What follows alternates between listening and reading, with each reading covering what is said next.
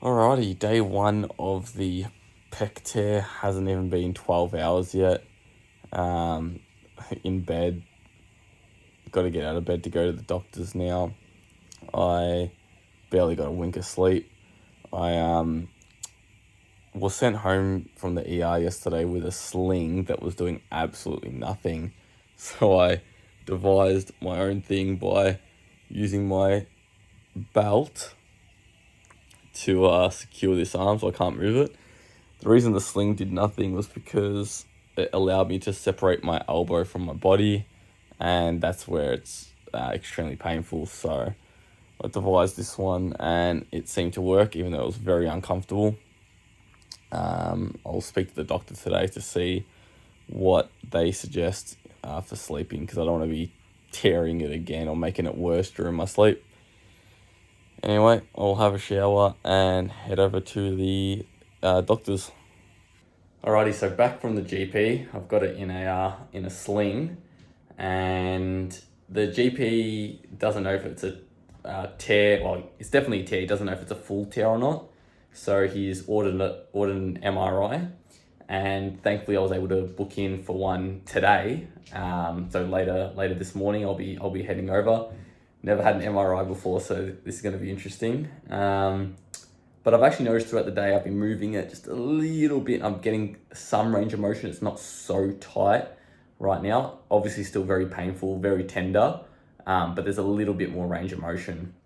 And what's the time now? 9. So it's probably been 14 hours since the injury occurred, and yeah, a little bit more range of motion, which is good. But yeah, we'll see how this MRI goes.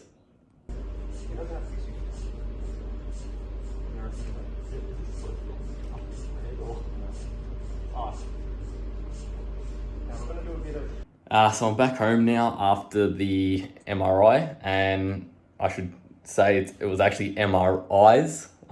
Ended up having to get two. So one was on the shoulder, but it didn't show enough of the pec, and that was 30 minutes in a very closed space. Now, I'm not the biggest guy. Like, I'm 80 kilos, average height, 5'10", and I've been training quite a long time, so my shoulders are somewhat broad. I fit in that MRI with maybe 1 or 2 centimeters to spare. Like, I was rubbing on the sides as it was going in.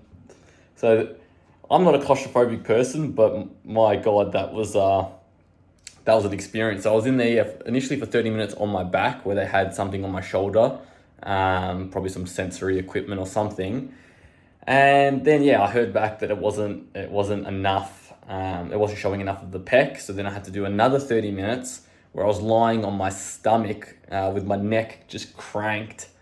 And I never want to do that again. So fingers crossed I don't have to. But unfortunately, the doctor that was there and the operator performing it weren't able to tell me anything. I have to wait to hear back from my GP.